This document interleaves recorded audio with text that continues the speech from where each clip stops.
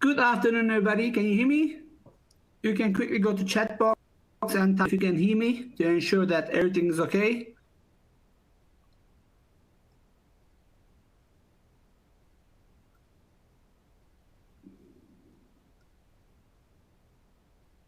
All right, I assume you can hear me. I can see people writing down as well. Again, good morning, good afternoon, good evening, depends on where you are. Today we are going to talk about, as you know, cybersecurity strategies. What is happening in the financial sector? What can we do to minimize the attack vectors? What can Microsoft help you to go to the next level? Before we start, I wanna introduce myself. My name is Erdal Ozkaya, and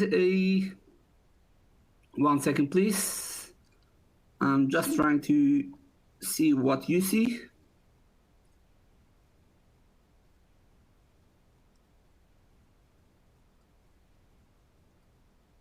All right.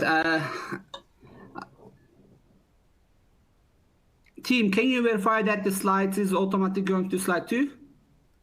All right, I do it the other way around. Anyway, here it is. My name is Erdal Ozkaya. I am working at Microsoft as Trusted Security Advisor or Cybersecurity Architect. I'm in the field for the last 20 years. I presented in many conferences. And today, as I said, it's another webinar that we're going to be together. And some good news about today's webinar. If you listen carefully and if you tweet, if you contribute, you're going to be able to win one of my latest book, which is called Cybersecurity for Finance. To win the book, all what you have to do is basically tweet, hashtag what you see, myself, Microsoft, and we can be also stay in touch through social media as well. Of course, I got a LinkedIn account, Twitter account, as you can see, and you can find me in any kind of social media. All right, let's start. What's happening in the global state of cybersecurity, or what happened last year? When we look into the security landscape, we see there was a hacker attack nearly every 39 seconds. So for the last 3 minutes we are together, roughly we had like 10, 15 cyber attacks happening. The average cost, of course, can change from organization to organization, but it was estimated lots of million dollars. And when we look into the stolen records, it's gradually increasing every year. And as you're going to see shortly in the screenshot, there is different attack vectors, and this is a great website which I want you to have a look when you got time later. It is the cybersecurity or breach lifeindex.com, which is holding records since 2013. I took this screenshot a few minutes ago, and as you can see, there was more than 14 billion data records lost since 2013. Why 2013? This is since people started to keep track of that. And there is more than 6.5 million records stolen every day, many every minute, every seconds. As you can see, you know, the figures can change. I know in my previous slide I said 36 seconds, but this is attacks for everything there. The other one was attack for FI sector only. Again, this is a great website which I highly recommend you to go look at it as well. This is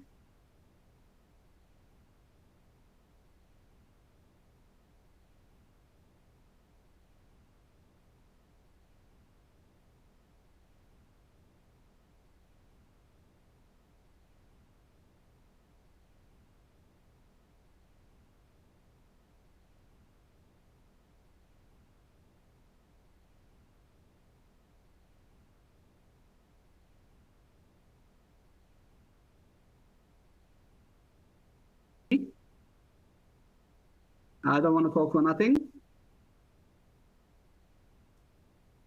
Cool. I can see that you can hear me. All good. Thank you for confirming.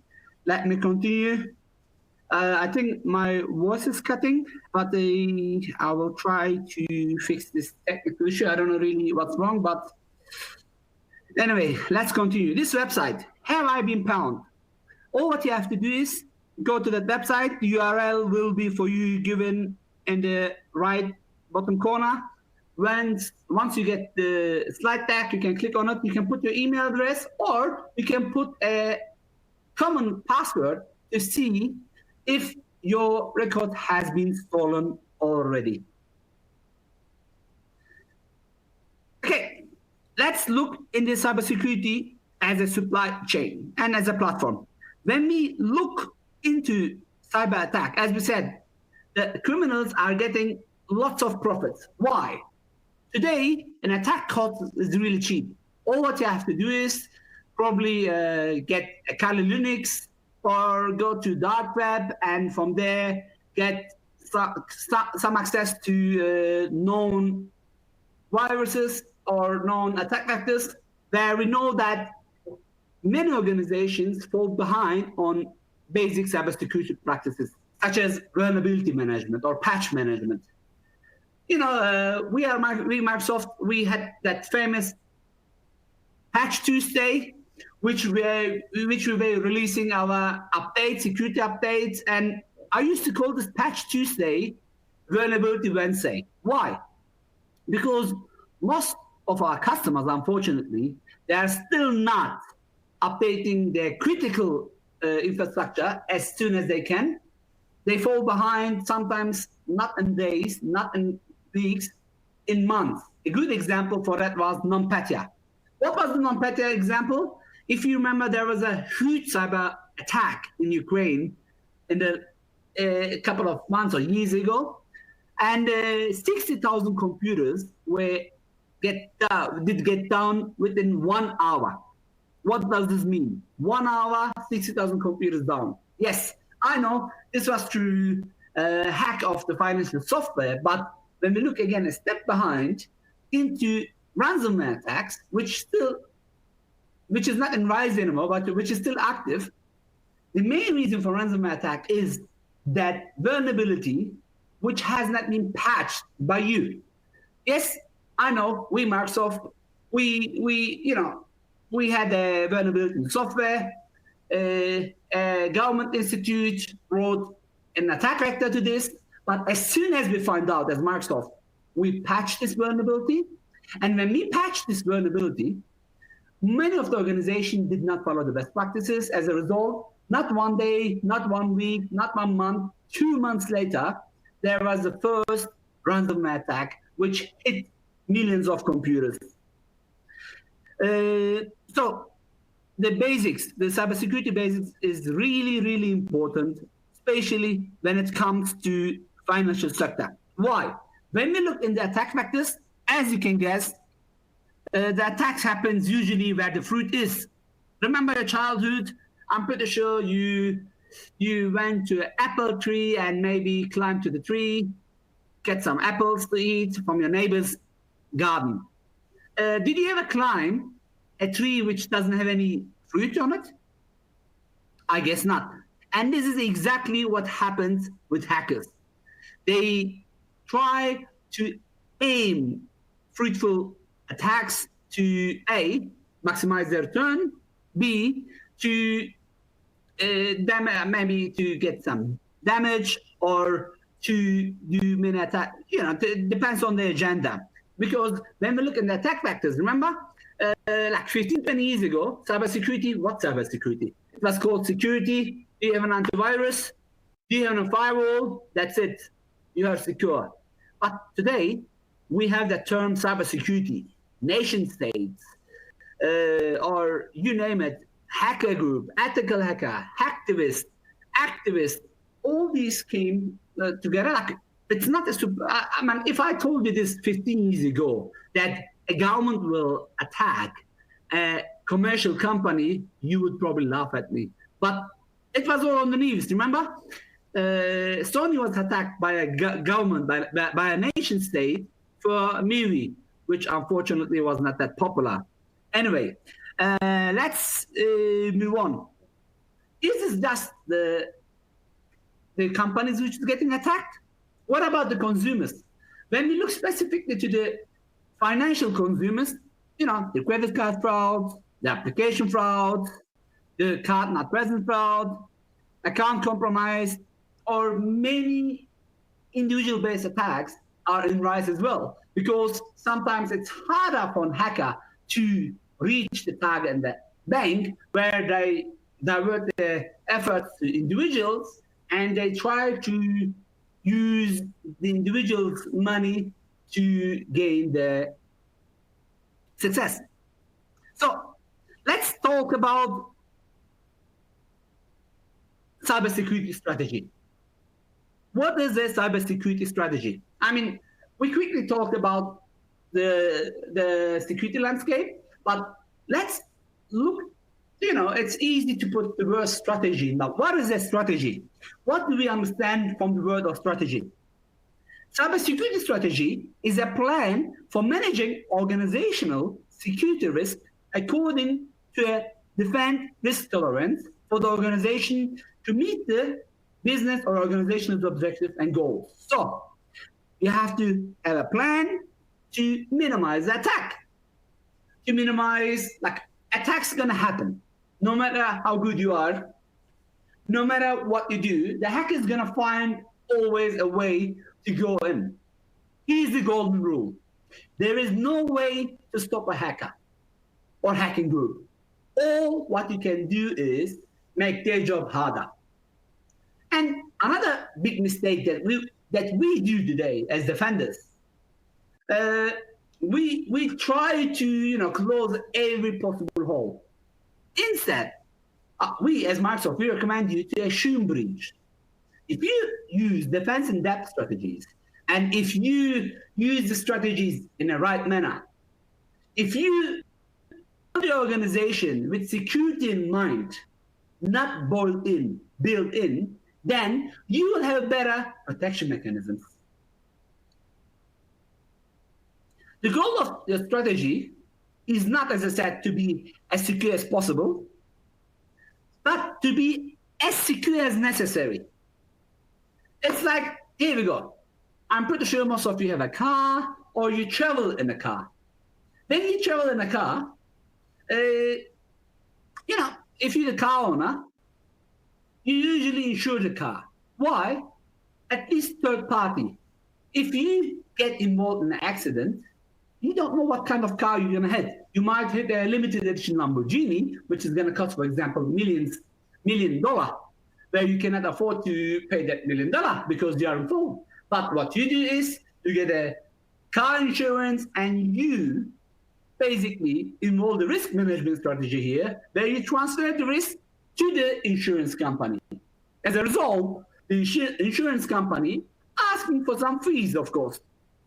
What happened is, are you 100% secure? Let's say you went to driving courses with Formula One pilots. Let's say you have the car of tomorrow's technology, which is the best of the best. But does it mean you're going to get no accident? It's not how good you are. Sometimes it is how good the other driver is. Or sometimes both of the drivers could be good, but there could be a fog where your car doesn't have the latest technology which detects or which drives itself, and a fog where you can hit maybe a tree. So what I'm trying to tell is, what you can do is you can aim to be as secure as necessary.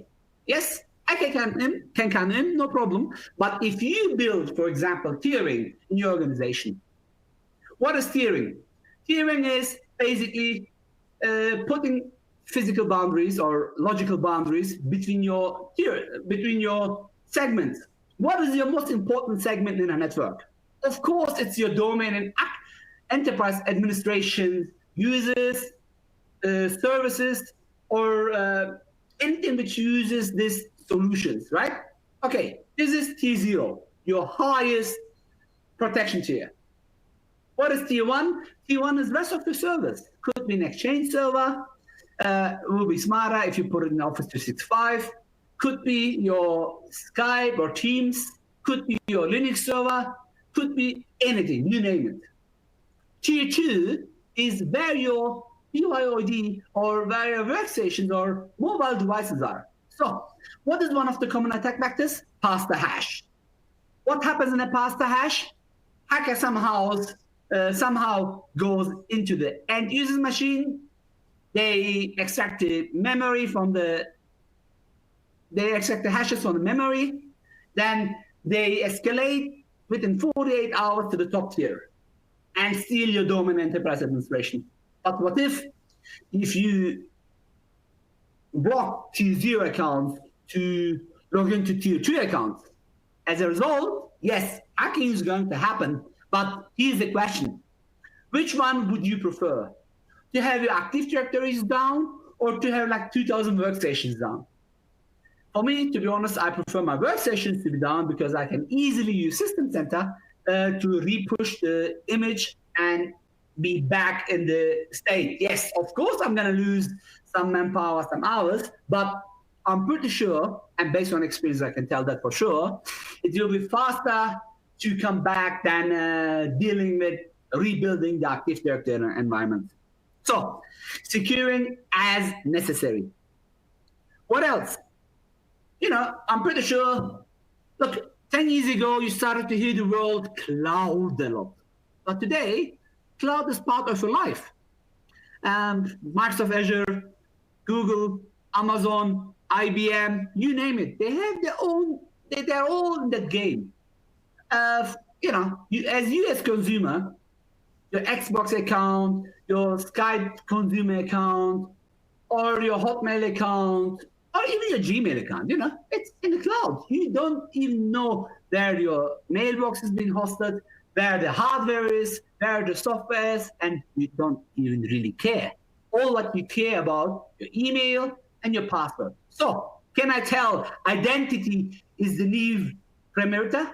Definitely yes. So, it's time to also think about identity. We're going to talk about this later. So, what is the second thing which we started to hear in the last few years? It is digital transformation. What is digital transformation? Now, just close your eyes. Think about 15, 20 years ago, where most of the stuff was on the paper. So if you go to a government institution to get your birth certificate, for example, you had to go to a certain location, and that certain location had to go to a room which was most probably fireproof.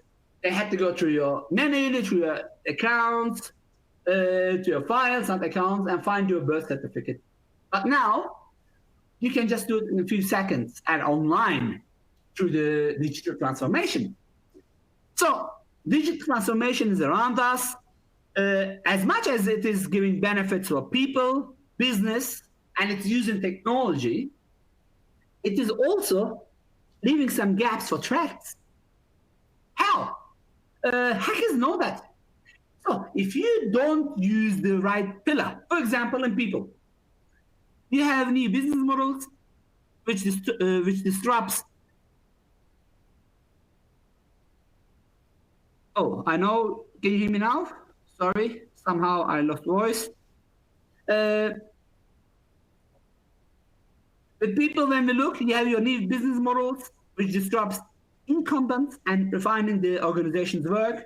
You have your customers, employees, partners who want to work safely, securely, maybe remotely as well, from any device. When it comes to technology, we start to receive this latest and greatest technology every single day. Look about Microsoft Teams. It used to be called Link. It became Skype. Now it's Teams. It's evolving. It's getting better and better and better.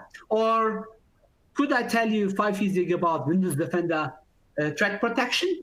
Windows Defender ATP, basically, advanced threat protection? No, but today it's inbuilt to your Windows 10 enterprise or education SKU, which is the next generation of protection, if you ask me.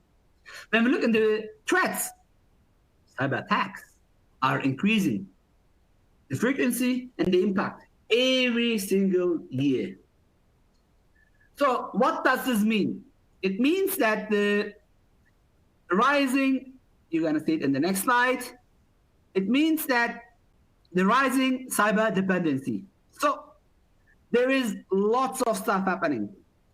It's like a SWOT analysis, which I have here, which is the likelihood, the impact, the average. If you look in the right side of the slide, which is based on the global risk landscape, and I put you the URL later for you to look into it, cyber attacks is most likely going to happen. Data fraud or theft, you just saw it in the first two slides, happening nearly every second. Adverse consequences of technology advances or critical information breakdown. Like just 3 days ago, for example, Trump was together with Kim Jong, the American president, and the Korean president. They came together to, get into agreement of a nuclear weapon. Let's say they fight it there and a nuclear war has started. What is going to be the first attack vector? Or let me give you another example. This is way too bad. Did you hear about Stuxnet? Stuxnet was a ATP, advanced persistent threat, which did attack an offline plant. Yes, in Iran.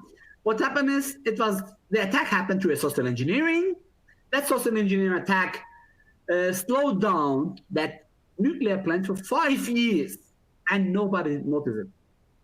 So what I'm trying to say is the frequency and impact of cyber attacks is increasing, and the hackers, they're always finding a way to bypass the security. Sometimes it's you, a human vector. Sometimes it's us, the technology vector. Sometimes it's you, the human and the configuration vector. Sometimes it's neither of us. Let's imagine, do you remember the meltdown attack? The meltdown vulnerability in Intel CPU? It was not Microsoft Linux or Apple's fault. It was not a user fault. You could be up to date. You could be, with all the latest and greatest technology, but the result, there was a vulnerability in the CPU which caused an attack. How are you going to protect that? Are you going to shut down the CPU? Oh, hold on. You cannot shut down the CPU. The CPU is the central processing unit of a hardware. All right, what are you going to do? Don't worry, I'm in the cloud. But what is the cloud when they're using? Intel or AMD? Hold on, there's only two. So what I'm trying to say is we must aggressively out-innovate attackers. At the moment, attacking is cheap, as I said a few minutes ago. If we can increase the cost of an attack, by default, we're going to eliminate, I'm making the number up, 50% of the hackers. Why? At the moment, as I said, hacking is cheap. If you remember, in the beginning, I was saying that hackers can go to the dark web, hackers can just use any kind of virus or phishing attack to get access into your organization. But let's say the AI mechanism in cybersecurity is working so well that it's blocking all kind of dark web attack, dark web 0 days attacks, where you can find dark web 0 days, and the hackers can get that ready. They have to build it themselves. Probably we're gonna lose a big bunch of the hackers there, which is something good if you ask me, of course. Okay, let's talk about the challenges for the financial institutions. Or as I said in the beginning, FSIs are the tempting targets. They got the money, you got the money. They're on the growing edge. Only 38% of the CISOs, FSI CISOs, are convenient that they can secure mobile work environments. So out of 100 banks, only 38 are saying they can do that. What about the rest? What about your bank? What about the insider attacks, social engineering? What about, I'm pretty sure you remember Edward Snowden, which was a government institute employee. What happened? Look, I'm not saying what he did is good or bad. I really don't care. But when we look from the cybersecurity angle, there was an insider attack, which information was leaked outside. How can you ensure this is not happening in your organization? So here's an attack case study, what we call Strontium. I'm pretty sure if you attended any Microsoft seminars, you saw that before. It's not a new slide, which I have, but I love to show it because it's still very, very accurate and active. Still, most of the attacks are happening with social engineering, with phishing. So what happens? Delivery part. Threat actors somehow gets hands to malware, 0-day, you call it. They send an email, a target email sometimes, to their victims. The victim, unfortunately, somehow gets infected. Once they get infected, that victim's PC is a zombie of a command and control center. They are fully controlled by C2 channels. And as a result, they might get some ransom, some attack, some, you name it. How did this happen again? It was a government employee in NATO who was attacked, who was targeted. They received an email with a beautiful URL on it. You see, flashy. They clicked on it. As soon as they clicked on it, it went to the original website. It was diverted to the website. But at the back end, the flash 0-day did execute in the end user's machine, and the computer was found. If you look in the timeline, if you had Windows Defender ATP, for example, on that PC, this could be eliminated, or this could be incident responded in a much faster way, because you could see all the timestamps. One, when did the attack happen? What was the alert? What was, how did it happen? What DLL did run? So, email came in, network was hacked, and sensitive information has been leaked. Another case study, Panama Papers. I'm pretty sure you read this. It's quite old. It's from 2015. I selected this one as why. Let me tell you why. Because it was an offshore law firm, and more than 11 million documents from this law firm has leaked. As you can guess, most of these documents were confidential and financial information. Lots of politicians' information was leaked as well. I mean, I did not mention the politician's name here, but if you go ahead and look at my book, they are there. In the leaked documents, as I said, there were several national leaders, politicians, industry leaders. Another case study, Carbanak. Look, currently I'm in South Africa. I'm based in Dubai. Last week I was in Nigeria. Next week I'm going to be in Turkey. Week after, God knows where I'm going to be. I'm dealing with lots of financial institutions. But it's scary. It's unfortunate to see that even today, after 4 years of the attack, the banks are not aware what Carbanak is. I'm not saying all of the banks, okay? But most of the banks, they never heard about Carbanak. What is Carbanak? It was an ATP discovered by Kaspersky Labs. Hackers stole $1 billion from 100 banks. You know how? Here it is. By the way, before I tell you how it happened, just let me, I mean, when I say 1 billion, I'm pretty sure you hear this word a lot, $1 billion. How can you steal $1 billion? $1 billion is weight more than 1 ton. So more than 1 ton weight was stolen and from 100 banks within 5-6 months. But how? Of course, everything started via phishing attack. The Carbanak backdoor was sent as an attachment for their target users. This attachment had, of course, malware or 0-day, you name it. One person was attacked, one device was owned, that device did take all this to the network. And once the hackers were in, they didn't rush at all. They took their time. They watched what was happening in the bank for months and months and months. They learned how the money was internally transferred, how their fraud protection team works, what is their maximum paying out ATMs, what is their most secured ATMs. You know, at the end, they were going to steal the money with ATMs as well. So that hacker get access, that virus did get access to the whole network. From that whole network, as I said, they learned what was happening in the bank. They were watching them through the keyloggers. They were recording all the activities. And then, how did they steal the money? So, what happened so far?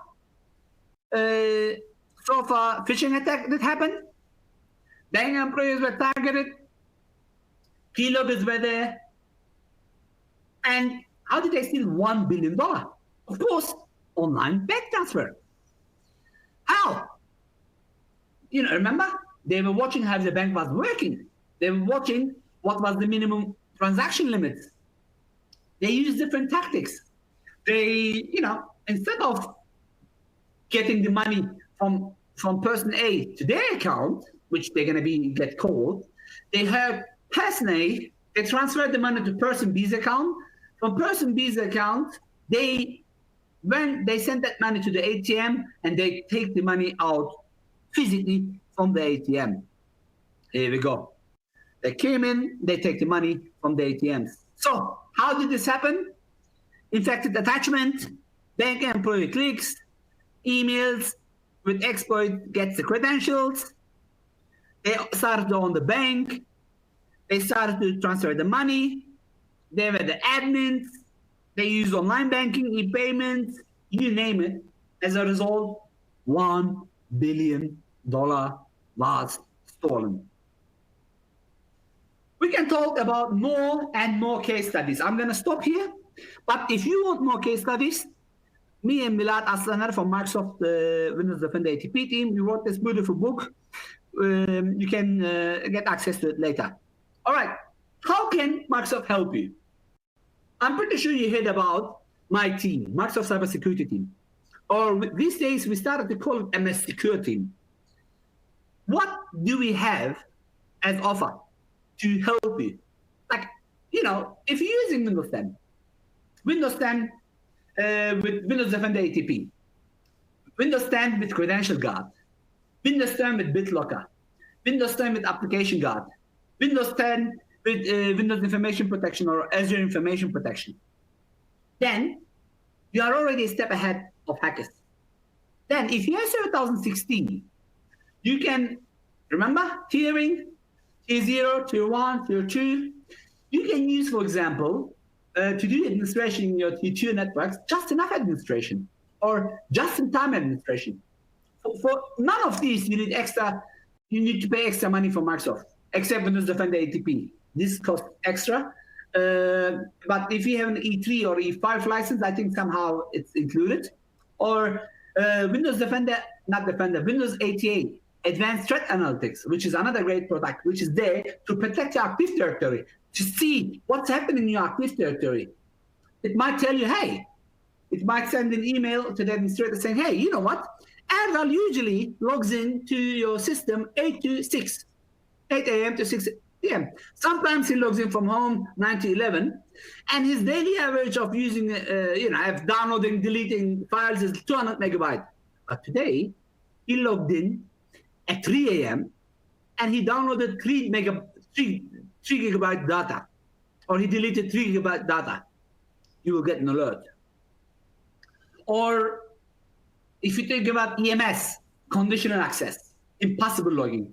Let's say you log in now from a location, South Africa. I'm in South Africa. Yes, the system knows Erdal is based in Dubai, but today he logged in from South Africa, no problem. But 2 minutes later, I log in from China. Ping, alert is raised. So what I'm trying to say is there is lots of ready solution from Microsoft for you to integrate, but you can also use our services solution, such as enhanced security admin environment, such as privilege admin workstation, or you can use the ready ones, such as Azure Cloud Security Center, or Premier Assessment if you're a Premier customer. There is a lot to talk about. Unfortunately, or fortunately, I'm not going to talk all about this, but I want to quickly show you where it fits in the attack, cybersecurity attack kill chain. So remember, we had the threat actor writing the virus, sending the virus. The virus was installed. Then the computer became a zombie and managed by command and control center. Then action was taken. So if you look here, if you are a Microsoft customer, then you are part of Cyber Defense Operations Center automatically. Why? Because the Windows, the server environment is, we do the best to protect our, and we have that Cyber Defense Operations Center. If you're a Premier customer, if you're an account manager, please, please, please, please ask your account manager to arrange a tour in Seattle. You can get a free tour organized for you there to see how we help you to protect you. We have a security response center. Of course, we have the malware protection center. We have a digital crime unit. So we have a team, dedicated team, who does the research and updates our product daily. Secondly, we have also an AI. I'm pretty sure you heard about that. As Microsoft, we receive more than 6.5 trillion signals every single day. Let me repeat, 6.5 trillions every single day. But still, we were able to help a German SMB customer from a targeted cyber attack through our security initiatives. So for the deliveries, if you use Office 365 ATP, this is great, which can help, which is part of this chain, which gets all the feeds from here, from the security initiatives to protect your email environment. It will look into the links. It will check into the attacks. And the same thing happens like, when you look in our security intelligence, we have more than 300 billion Active Directory logins every month. We scan more than 400 million attachments every month. We have all this, big footprint at the back end to help you, yes, you as an individual, to be more secure. Hold on, I thought this is an FSI event. Why I'm talking to you about individual? Because I believe if you cannot protect one person, you cannot protect the entire group. So if you can protect the one, you will automatically protect everybody else together. Then we have our Azure EMS technology. You can use the Azure AD. Remember, identity is the new security parameter. If you hack my username password, Erdal Ozkaya at Microsoft.com, and the password is I love Bill Gates at 2929, then you are me. There is no way for someone else to differentiate between you and me. But EMS, Intune, conditional access, Azure Security Center is there to help you. Or the RMS, the Azure Operations Management Suite or Rights Management Suite is there. Then we have a cloud planning is there for you to protect. When it comes to explanation and installation, I talked already about Windows 10. Oh, I forgot to mention device guard. I forgot to mention Windows Hello for Business. So please don't just stick on to what we say. We have like only 1 hour for that. It's not a full workshop where I can go in depth, but please, later we're going to give you access to those slides, and please have a look into the slides and see how Microsoft can help you. Then this is where we come in. Microsoft Services, for example, can help you with the professional service solutions. We have what we call CORS, Cybersecurity Operations Service. If you're a Microsoft Premier customer, or as we announced, I think yesterday. Yes, we announced it yesterday. We have now a dedicated threat hunting team online where we can help you to hunt the threats. Of course, this is not free. Then, if you want a free solution, we highly recommend you to use PO. What is PO? A privileged access workstation.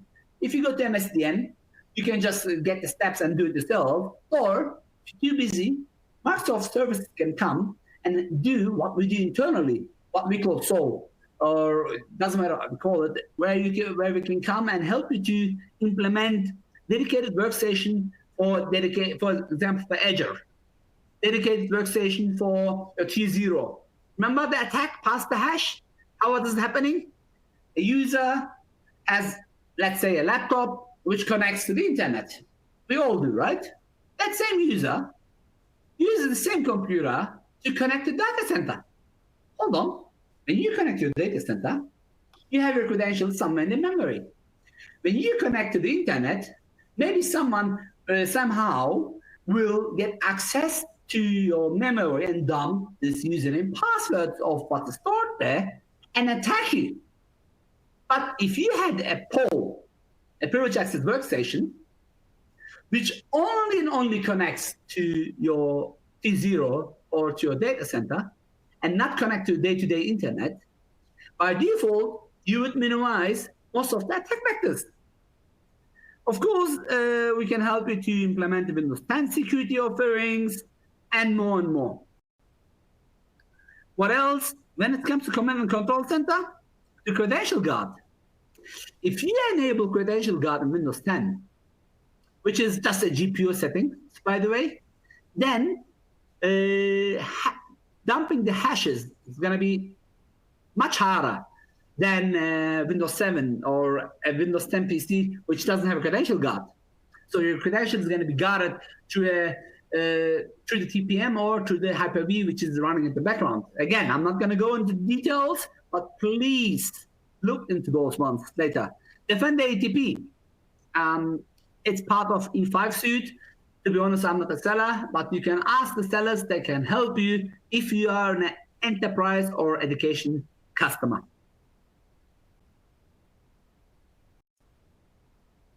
Or if you're an A3 customer, you can use the advanced threat analytics, the ATA, as I said a few minutes ago, which you can install as an agent, as port mirroring in your Active Directory, which will basically check only and only in your behaviors in known attacks in your AD environment.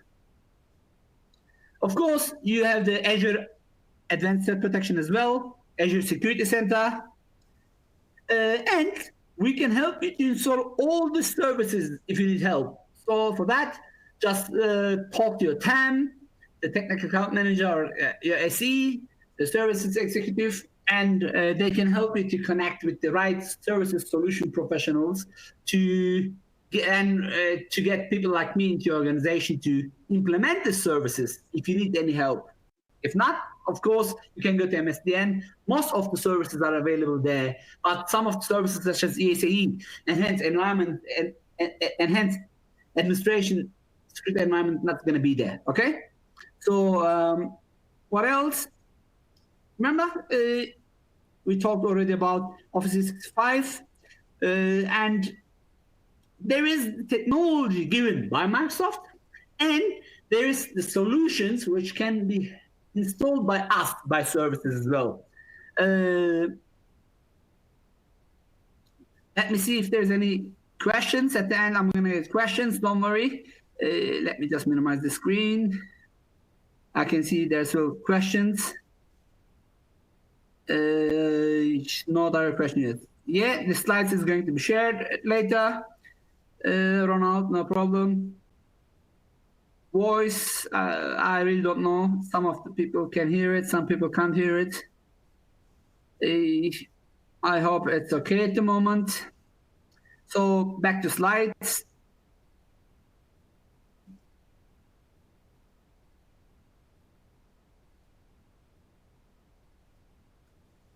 Okay.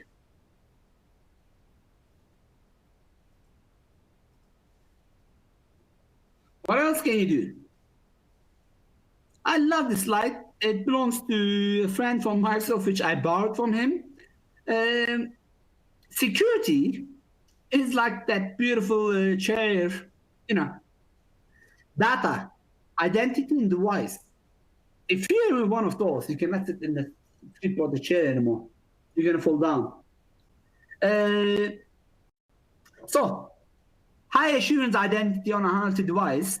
So, if you have an patch vulnerability in a popular mobile device, for example, then you're not going to be secure. Or if you are a victim of a phishing attack, and this is leaking some information, again, it's not going to help you to be secure as well. That's why your security has to be balanced. Your data, your identity, and device, they are like jugglers. When they throw up those balls, they're there.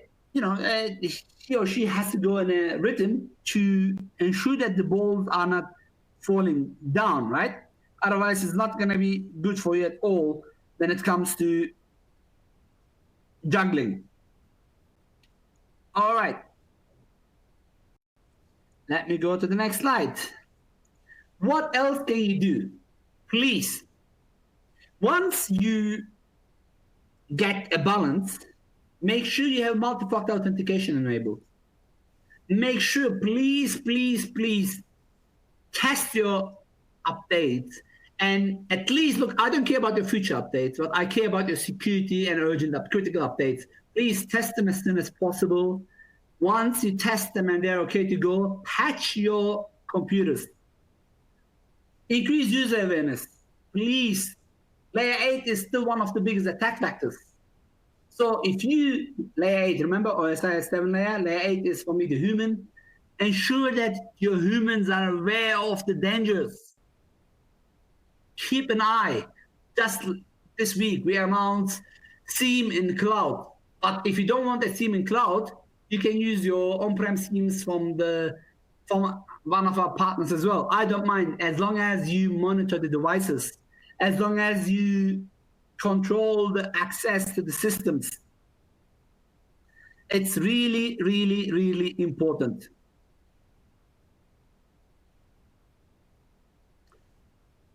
So,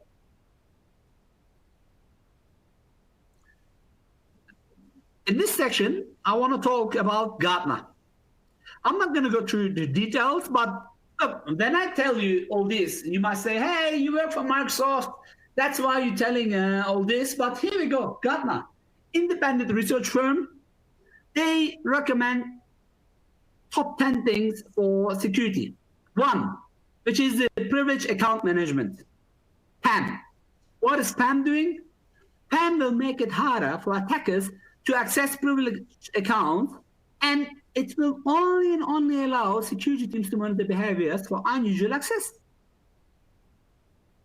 Vulnerability management. Please, please, please, please, as I said a few minutes ago, make sure you manage your vulnerabilities well. Look, again, just in one of my customer meetings, I was speaking to the CIO and CISO at the same time in a boardroom, and they told me, oh, we had last year's penetration test. We fixed all the issues, but there are still 2 critical issues which we didn't fix, but we're going to do a new penetration test. I said, hold on. Are you telling me you still have unpatched two systems or 2 vulnerabilities, and you're going to do a new penetration testing? I'm like, why? Even if you fix everything else, you still have 2 holes in the roof which drops water. If you don't patch these holes in winter, no matter what, let's say you had 100 holes in your roof, which was leaking 1 ton water. Now you have two holes, but it leaks like 10 grams water, but it's still leaking water. It's still an attack vector. I do not recommend to do another one until you patch the current one, unless there is no patch. And if there is no patch, you should implement defense in depth. You should isolate it, physically or logically. If not, you should monitor it. If not, the conversation went totally somewhere else. So please, please, please, please take care of these, because they're really, really, really important. Again, what is Gartner saying? Application control. Know what is in your service. Be visible, what's happening. Try to detect before the attacks happens. Try to respond after the attack happens. All right, is Gartner right? Let's check risk management from ISO. It says PDCA, plan, do, check, act, plan, do, check, act, plan, do, check, act. What is plan? Plan to defend against a cyber attack. Do what you plan. Check what you did and act on what is missing. And this is an ongoing process. What is next? When it comes to cloud, please, please, please do not underestimate cloud. Cloud is not just, for example, if you're an Azure customer, it is not just Microsoft responsibility depending on the platform. If you're using SaaS, yes, but if you're using PaaS, we have a shared responsibility. We will protect the platform, but if you don't use, for example, Azure Active Directory, then you will not have the full protection suite when it comes to your identity. If you're using SaaS, no problem. Yes, we will protect, we will manage your, let's say, Exchange Online or Office 365, but you are responsible of your end users. They don't, get victim of phishing attacks. What else? Cloud access, software-defined perimeter. At Microsoft, we do something very well. I believe we do something very well, which is SDL, Security Development Lifecycle. We build everything with security in mind. We don't add later security. Yes, we patch security, but we don't add because we build it from the beginning. There is nothing to add. I know that if I am building a brand new network, it's for me much easier to get security, where if I join tomorrow a bank as head of cybersecurity, it's not the same thing. I have to learn all the assets. I have to see what kinds of attack factors are there. Then I have to collaborate to minimize, remember, to deploy security as needed, because it is impossible to secure everything 100%. So you should take care of these from the beginning as well. All right. What else? We talked a lot about phishing attacks. Please go have a look into Office 365 Advanced Threat Protection Suite. Or there is also some partners, for example, where you can use PhishMe, you can use Picker Security, you can use Wombat Security, you can use IBM Resilient. Yes, they are competing products. Or you can use also KeepNet, which I really love, which is one of our partners, where it has different components to secure your environment. But again, Office 365 is the way you go, and you can just get the partner support on that as well. All right, let me quickly see if we have questions that I didn't answer. Which one do you prefer, blacklist or whitelisting? Okay, Ronald is asking which one I prefer, blacklisting, whitelisting, or application. Look, for me, there's 4 important stuff. 1, least privileges. I hate to give more privileges than it's needed. 2, application whitelisting. Or you can use, for example, Windows 10, Windows 10, what is it called? Application Guard. Yes, Application Guard is Windows 10. Software, I forgot the name, just for a second. So I really don't care what you call it, blacklisting, whitelisting, but as long as you control what user have, then you can manage security. Here's the question, dear Ronald. How many applications do you have in your mobile phone? 10, 20, 40? You don't know?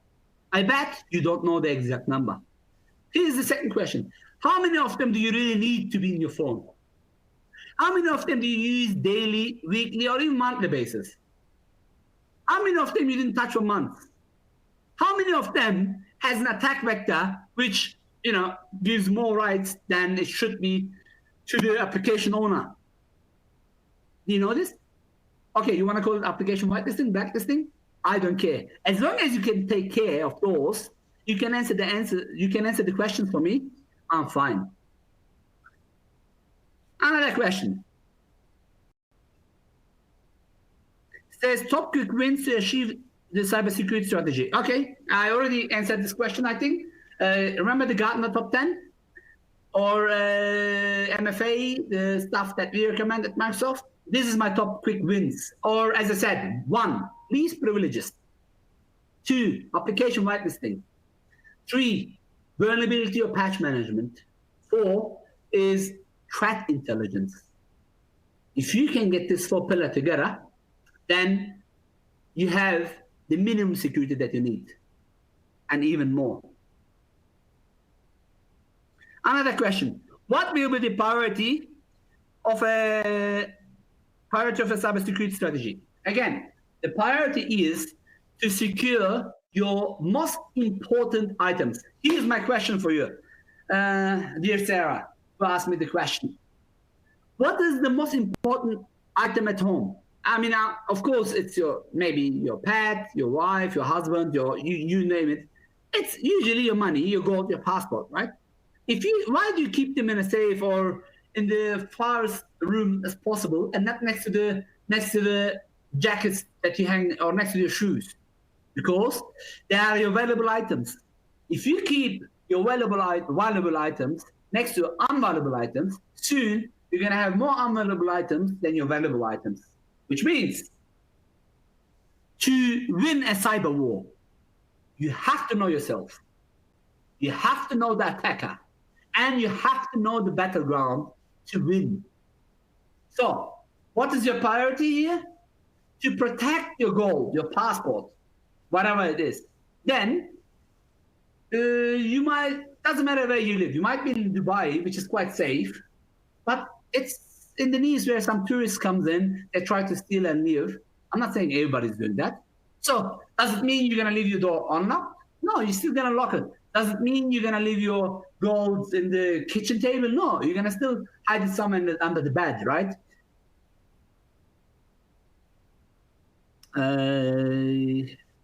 Let me see. I think I answered most of the questions. Okay. If you want to win my latest book, Together, which I wrote with Milad Asaner, please go ahead and tweet. If you tweet with this hashtag, some of you is gonna win, and I'm gonna announce the winner here, a copy of the book. Okay, I'm gonna give 3 away. No problem, Ronald. Before I leave, I wanna finish with Satya Nadella's beautiful saying. Look, I really love this saying. Cybersecurity is like going to the gym. You can't build up muscles and have that beautiful, like my body. You cannot be like Arnold Schwarzenegger if you just go and watch them. So to be secure, you have to go there and work out every single day.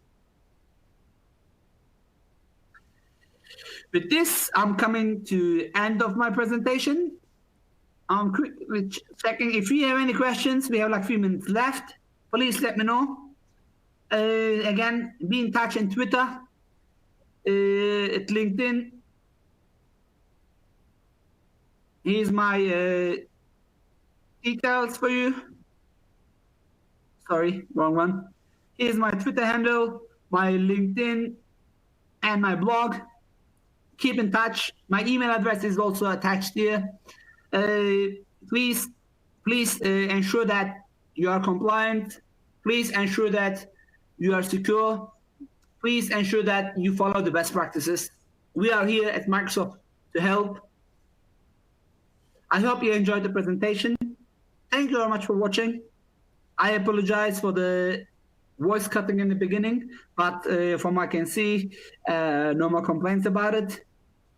Thank you very much, and talk to you soon in another webinar. Please ensure you follow the Microsoft Golf Twitter handle as well. There you get invitations like this, not just via email, also via Twitter as well all the time. Thank you very much.